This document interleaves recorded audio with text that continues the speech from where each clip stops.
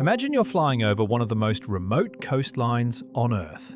You look down and you see it. A splash of bubblegum pink, so bright it looks like a Photoshop error, sitting right next to the deep blue of the Southern Ocean. This isn't a Barbie movie promotion, this is Lake Hillier, and it's one of the strangest and most beautiful places on the planet. So where is this impossible lake? We're heading to Western Australia's Recherche Archipelago. Middle Island is an uninhabited nature preserve, and nestled in its dense eucalyptus forest is a tiny 600-meter-long lake. But here's the thing that makes Lake Hillier so bizarre. Unlike many pink lakes that only appear pink under certain conditions, this lake's water is actually pink.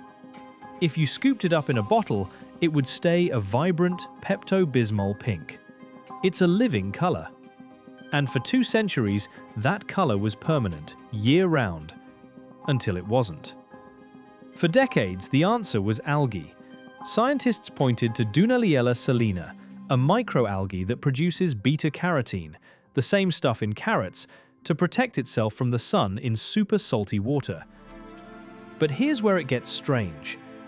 In 2015, the Extreme Microbiome project did a full DNA analysis of the lake, and they found it wasn't just one organism, it's a microbial city.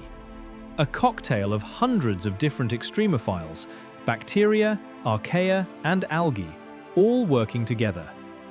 The main culprit is a bacterium called Salinobacter ruber, a salt-loving microbe rich in red-orange carotenoid pigments that help protect its cell membranes from intense sunlight and extreme salinity. Add in some purple-red archaea, and you get this perfect, opaque pink. It's not a dye, it's a biological sunscreen produced by 1 billion tiny organisms at war with their environment. And that environment is what makes it so beautiful. The strangeness of Lake Hillier isn't just the pink water, it's the contrast. You have 4 impossible colors smashed together: the bubblegum pink of the lake, the brilliant white of the salt-crusted shore, the deep emerald green of the eucalyptus forest, and the sapphire blue of the Southern Ocean, all separated by just a few meters of sand. It's nature's most unlikely color palette. For 200 years, that pink was a constant. Flinders saw it in 1802, tourists saw it in 2022. It was the one pink lake you could count on. And then it vanished.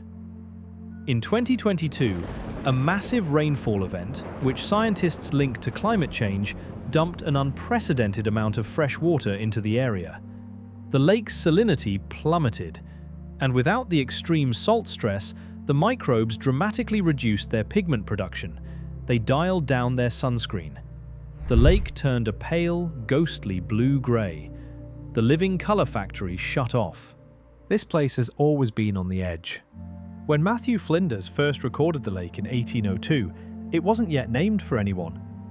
But on a later visit in 1803, a crewman named William Hillier died of dysentery aboard the ship while it was anchored nearby, and the lake was later named in his memory.